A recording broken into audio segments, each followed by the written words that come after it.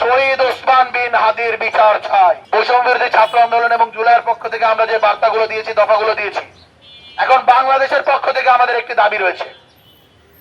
বাংলাদেশের এই মুহূর্তের সব থেকে বড় দফা, বাংলাদেশের এক দফা, সেটি হলো শহীদ ওসমান বিন হাদির বিচার চাই। বাংলাদেশের এক দফা হলো শহীদ ওসমান বিন হাদির বিচার চাই। এই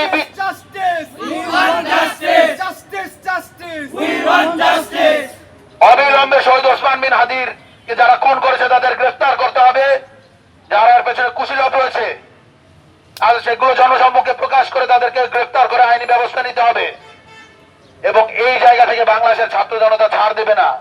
যারা এই নির্বাচনে যাচ্ছেন, প্রত্যেকটা জায়গায় আমরা দেখি নির্বাচনী সকল নেতারা রয়েছেন, তারা যখন এলাকায় যান তাদের রিলস গুলোতে দেখতে পাই, তাদের নির্বাচনী প্রচারণায় দেখতে পাই, যখনই জনগণের কাছে যান জনগণ জিজ্ঞেস করে হাদি হত্যার বিচারের অগ্রগতি কত দূর, তোমরা কি হাদি হত্যার বিচার করবা না?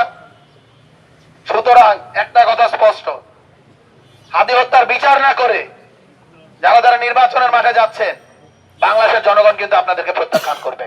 এই কথাটা আমরা আপনাদেরকে স্মরণ করে দিয়ে আজকে আমাদের প্রেস কনফারেন্স শেষ করছি।